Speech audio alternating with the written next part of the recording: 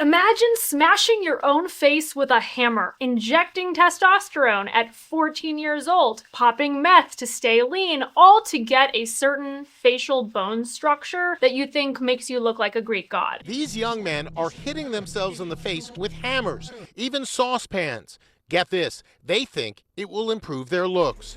It's called Looksmaxxing, and it's being promoted on social media by 20-year-old Braden Peters, a controversial influencer who calls himself Clavicular. This isn't a horror movie, this is a real sub-community of the manosphere that tries to give actionable advice for disillusioned young men to improve their bodies and therefore their lives, so the logic goes. It's a trend focused, frankly, on body dysmorphia. It's about trying to meet Hollywood standards of attractiveness as the secret sauce for young men to start succeeding in the dating market, in the job market, except it's a gateway to destruction. This is mental illness dressed up as hustle, and it's preying on our young men today with the packaging of a glamorous lifestyle and the seductive messaging that hotness is all you need.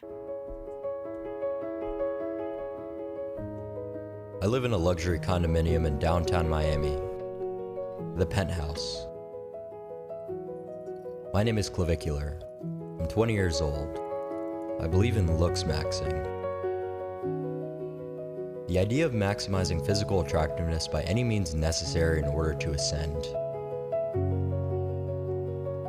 In the morning, if my jaw looks a little weak, I'll bone smash to strengthen it. My ratios are nearly golden now. Testosterone for muscle growth. Disoxin as for appetite suppression. Glutathione for health maxing.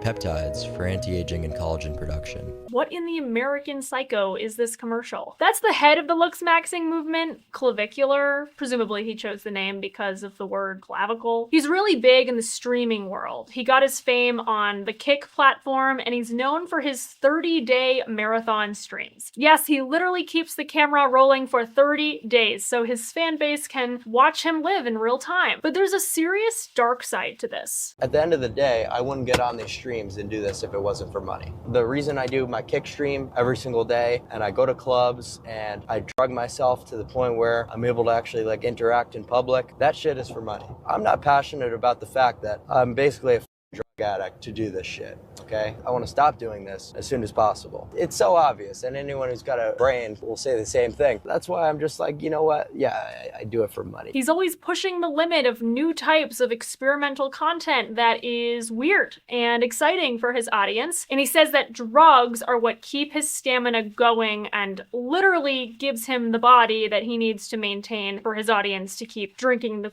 Looksmaxxing Kool-Aid. I'm blasting the out of Retta. I'm blasting the out of Test right now in Anavar.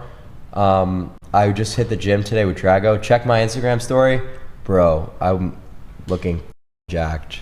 Check my Instagram story. These are all steroids and peptides he just named, and he's apparently on a constant cycle of all of them. And he's pretty young. Like any good cult, Looksmaxxing has a special lexicon. Mogging. What do you mean by that?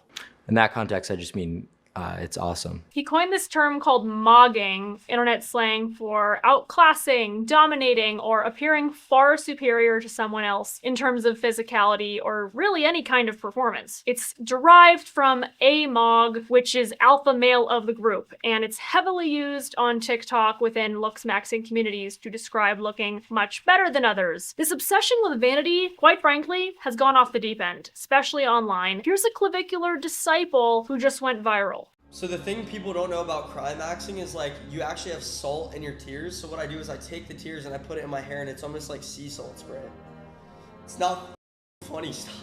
Tell me that's not just mental illness. And what's ironic about this being tied to the manosphere is that this is the opposite of real masculinity. A responsible man is not overly concerned with his jawline or his hairline. He just wants to be a builder and provide and protect. And he doesn't buy into this narrative that the only thing that women care about is your jawline or your hairline. Physicality is, I believe, and definitely should be a very small fraction of how women judge a future partner. Attractiveness attractiveness and chemistry matters, but that is not your value and worth in this life. But those traditional roles of providing and protecting and just being valued for being men and what skills and aptitudes and instincts that you bring to the table, that's not really valued today in modern times. So young men are feeling lonely and insecure. Now, Looksmaxxing is an outgrowth of the manosphere, which is predicated on the idea of making all of these sad young men who are down about radical feminism and their career prospects and just self-worth feel like they are worthy. And a really important conversation has to happen about how radical feminism has hijacked basically every institution in American life and disadvantaged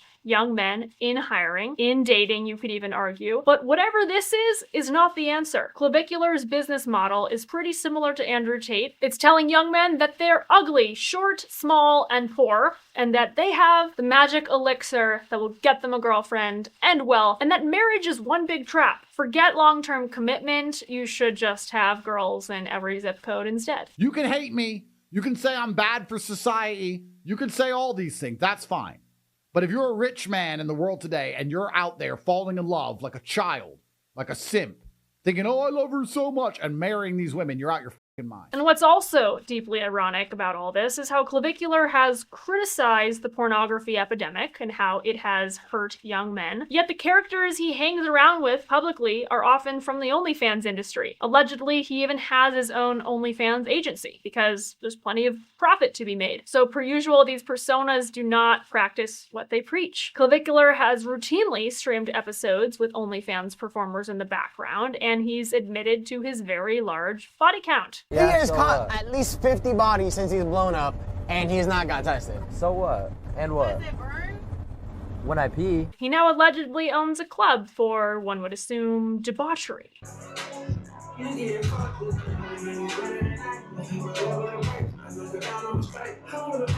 So you're gonna complain about the dismal state of young men and women while perpetuating the commodification of sex? This lifestyle is hollow, it is deceptive, and it is wrong, and the roof was blown off it again very recently when Clavicular overdosed on live stream and got carried out of a club. He has admitted this. I've heard you describe yourself as infertile. Is that true? I haven't officially been tested, but I've just been kind of going based on my anecdotal experiences. But yes, that is extremely likely due to the fact that I've been suppressed for a very long time because of my exogenous hormone usage. Then why on earth is it worth it?